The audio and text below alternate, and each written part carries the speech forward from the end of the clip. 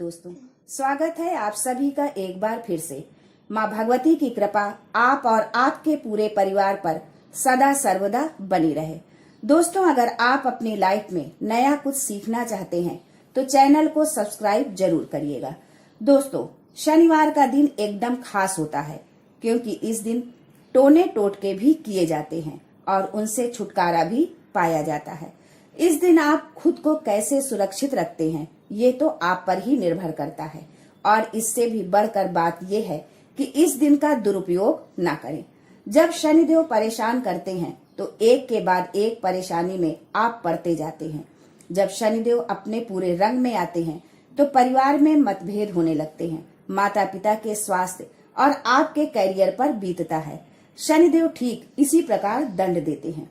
तो इससे कैसे बाहर निकला जाए, क्या वो तरीके हैं जिनसे आप शनिदेव को मना सकते हैं, ये सब जानने से पहले आपसे रिक्वेस्ट करते हैं कि वीडियो को लाइक जरूर करिएगा, दोस्तों को शेयर कर दीजिएगा और अगर आपने अभी तक चैनल को सब्सक्राइब नहीं किया है तो चैनल को सब्सक्राइब करके बेल आइकन जरूर दबाइएगा। एक बात हमेशा याद रखें कि हर रोज आपको घर के मुख्य द्वार पर गंगा जल डालना ही है। यदि गंगा जल की व्यवस्था नहीं है तो तांबे या मिट्टी के पात्र में रात को ही जल भरकर रख दे और सुबह उठकर घर के मुख्य द्वार पर डाल दे।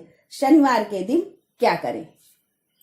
वैसे तो आप हर दिन घर के मुख्य द्वार पर झाड़ू पोछा लगाते ही होंगे, परंतु शनिवार के दिन ये सब करने से पहले आपको गंगा जल छिड़कना है। उसके बाद ही कुछ और करना होगा। गंगा जल या पानी की छींटे डालने से क्या होगा? ऐसा करने से जो अतिरिक्त आत्माएं होती हैं वो तृप्त हो जाती हैं और आप पर कष्ट नहीं आते। ये प्रयोग अवश्य करें। एक बात का ध्यान और रखें कि जब आप किसी और से झाड़ू पोछा लगवाएं तो उस पानी में नमक या फिटकरी अवश्य डाल दें। ऐसा करने से आपके घर पर किसी का जादू टोना नहीं चलेगा। वैसे यदि आप शनिवार के दिन छोटी छोटी बातों का ध्यान रखते हैं तो कई मुश्किलों से खुद ही बाहर निकल आएंगे। शनिवार के दिन हनुमान जी की पूजा अवश्य करें। यदि आप कर्ज में फंसे हैं और जीवन में मुश्किलें बहुत ज्यादा है तो आप ये प्रयोग अवश्य करें। आपका कर्ज यदि बहुत बढ़ता जा रहा है तो शनिवार के दिन शाम को पान का एक बीड़ा लेकर हनुमान जी को अर्पित कर दे। याद रखें कि पान के पत्ते में आपको चूना और कत्था नहीं डलवाना है। वैसे तो दुकानदारों को पता होता है, लेकिन अगर वो नहीं बना पाता है तो इसे आप घर में बना लें। सरसों के तेल का सबसे खास प्रयोग तो यही है कि इस दिन एक पात्र में सरसों का तेल ले ले और उसमें अपनी छाया देखे और इस तेल में उड़द दाल के बड़े बनाकर किसी जानवर को खिला दे। अगर ये कुत्ते को खिला दे तो सबसे बढ़िया रहेगा। ऐसा करने से शनिदेव का प्रकोप कम होता है। पर यदि आप ऐसा नहीं कर पाते हैं तो जरा ध्यान दें कि हर परिवार में आखिरी रोटी कुत्ते की होती है और इस बात का विशेष महत्व होता है। आप उस रोटी पर सरसों का तेल लगाकर उंगली से रगड़ें और यदि संभव हो तो इस पर एक चुटकी काले तिल और गुड़ भी रखें। अब 3 बार इसे अपने सिर पर से वार लें या फिर आपके परिवार में कोई ऐसा शख्स है जो ज्यादा परेशान रहता है तो उसके सिर पर से इसे उतारे 3 बार और फिर इस रोटी को ले जाकर एक कुत्ते को प्यार से खिला दे। शनिवार के दिन सुबह से लेकर शाम तक एक बार अपने बालों में तेल अवश्य डालें। यदि संभव हो तो शनिवार रात्रि को अपनी नाभि पर लगाकर अवश्य सोएं। ऐसा करने से भाग्योदय होता है, जीवन की मुश्किलें कम होती हैं। वैसे भी नाभि में तेल लगाने से खुश्की दूर होती है और होंठ भी नहीं फटते हैं। इससे आपका स्वास्थ्य भी ठीक रहता है क्योंकि नाभि पूरे शरीर का केंद्र बिंदु होता है। तो हमेशा याद रखें कि आपके घर परिवार के सभी लोग थोड़ा सा ही सही पर अपनी नाभि और सर पर तेल लगाकर अवश्य सोएं। शनिदेव से जुड़ी एक कथा और भी है। जब रावण ने अपने पैरों के नीचे दबाकर शनिदेव को बंदी बना रखा था तो सिर्फ हनुमान जी ने ही छुड़वाया था। तब प्रसन्न होकर शनिदेव जी ने हनुमान जी को वरदान दिया था कि जो भी मनुष्य मेरी पूजा करने के बाद आपकी पूजा करेगा उस पर मैं कभी भी कुदृष्टि नहीं डालूंगा। इसीलिए शनिवार के दिन जब आप शनिदेव की आराधना करें तो उसके बाद हनुमान जी की पूजा आराधना अवश्य करें। इससे शनिदेव आप पर कभी भी कुपित नहीं होंगे। शनिदेव की पूजा कैसे करें? यदि आपके घर के आसपास शनिदेव की शिला है तो वहां जाकर आप शनिदेव की पूजा कर सकते हैं। ध्यान रहे कि शनिदेव की आंखों में नहीं देखा जाता है। कहने का मतलब ये है कि ऐसी मूर्ति की ओर न देखें जो आपकी ओर देख रही हो।